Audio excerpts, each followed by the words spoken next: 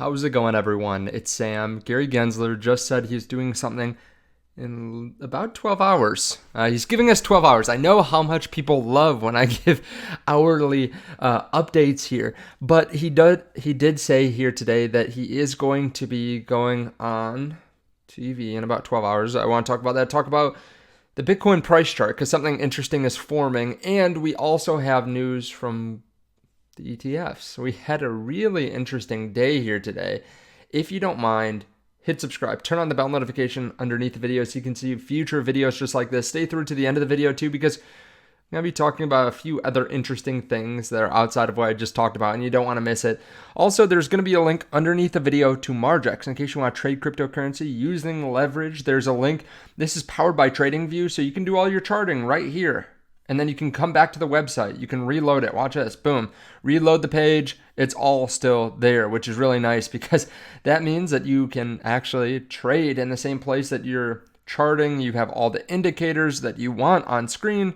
So yeah, definitely check that out. Also, when you use the link underneath the video, you get some free bonuses that can be used towards trading fees. There's also a link down there to CoinW as well in case you want to trade spot cryptos. You want to buy spot cryptos and then withdraw. You can do that underneath the video at CoinW. Now, look at Bitcoin.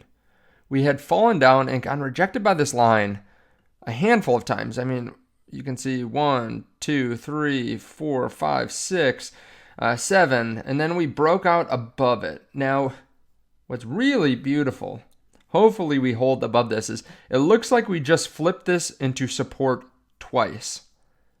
That is extremely bullish. I'll be watching this so that you don't have to, but you should be watching this too. This will be extremely bullish for Bitcoin, and we have some other bullish news too. And keep in mind too, I haven't told anyone this, but we're working out a way to get you free access to HGAalgo, so be ready for that. But the DCA plus signal flashed on Bitcoin, and it seems like that would have been a good time to buy because right after that we had Grayscale actually buying some Bitcoin for the first time since the ETFs were approved. We had net inflow days for Grayscale, and I made a video just a few days ago, kind of tongue-in-cheek, 48 hours until something happens, and we just had it happen. That 48 hours, we had to wait for it, and now it's pretty. So we had all inflows on Friday. We have not gotten them all yet. To be clear, we have not gotten them all yet, but we did just get Grayscale, and it was another positive day. You can see a lot of the Bitcoin miners did quite well today. Bitcoin-related stocks, crypto-related stocks. Southgate Corp reported owning the IBIT ETF, $44 billion bank. So to be clear, a lot of these companies are just reporting now that they own the Bitcoin ETFs. These were the inflows that we've seen for the last 3 months, 4 months. Now we're just seeing who it is.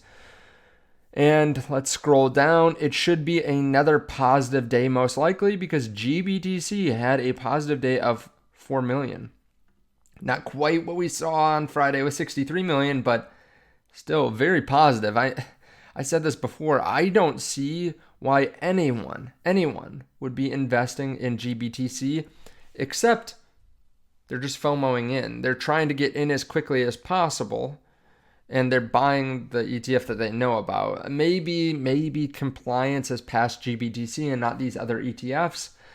I guess that could be something as well, but there's no point in buying GBTC versus the other ETFs. They should track relatively the same, but GBTC has anywhere between 3 and 5 times 6 times the fees, 7 times the fees, and some ETFs don't have any fees right now. So you're basically just saying, okay, just take my money. I don't really care.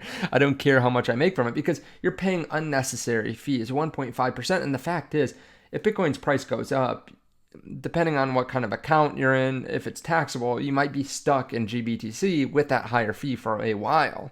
So yeah, I don't really see a point in this, but it's still positive that we're seeing these inflows because it shows there's just a lot of demand. If the worst product is getting inflows, okay, something's changed. Now, moving on to Gary Gensler. This morning, we got news that Robinhood received a Wells notice from the SEC. basically indicating that they'll probably get sued over their crypto business. Gary Gensler just said tomorrow morning at 8:05 a.m. Eastern Time, I'm going to be on CNBC with Andrew Sorkin. So, going to be talking probably about crypto. I don't really know what else he'd even talk about, right?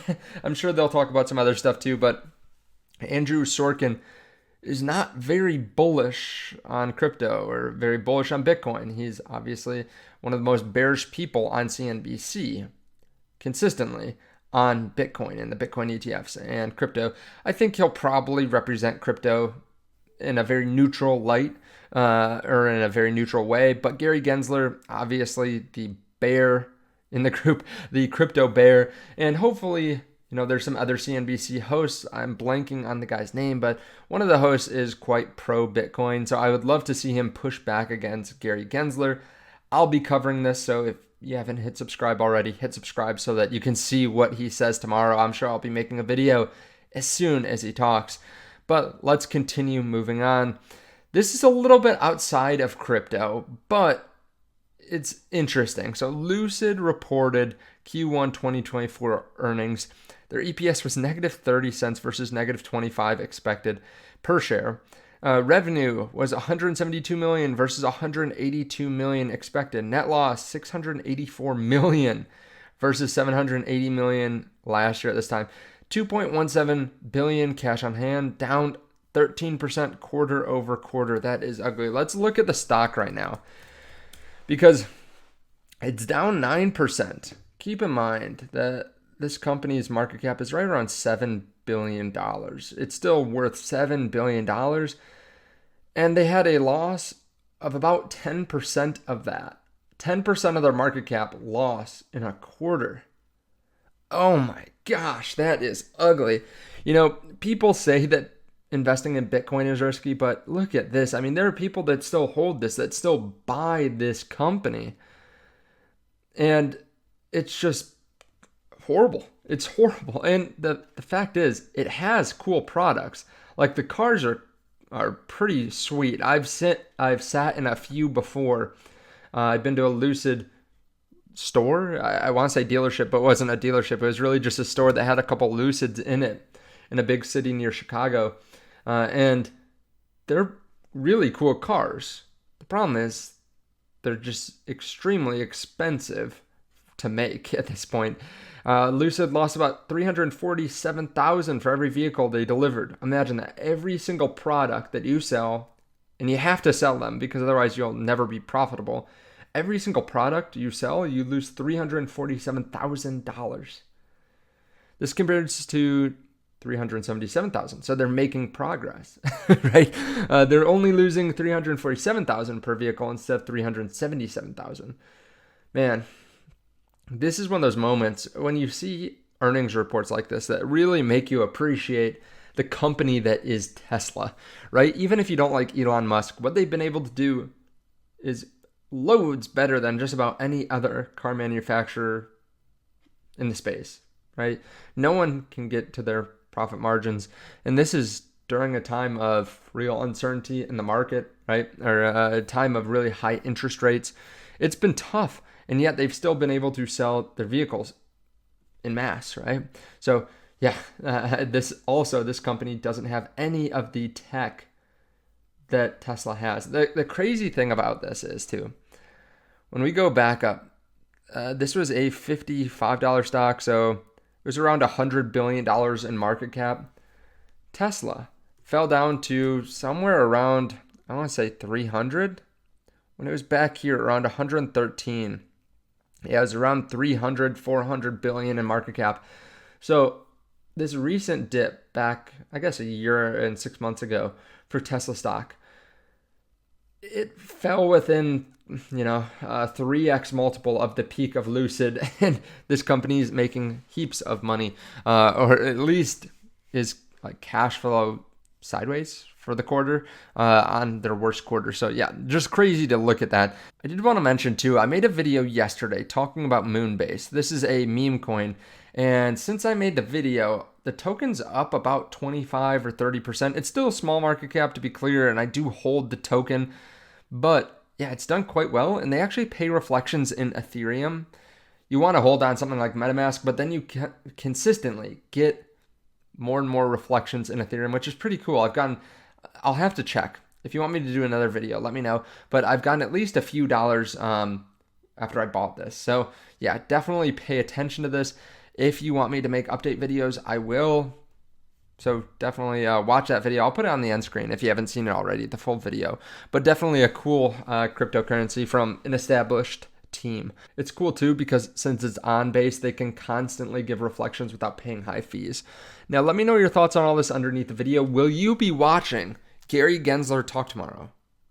It doesn't really matter. We'll cover it afterwards. But thank you so much for watching. I appreciate it. Check out the links underneath the video to Margex and CoinW if you want to start trading.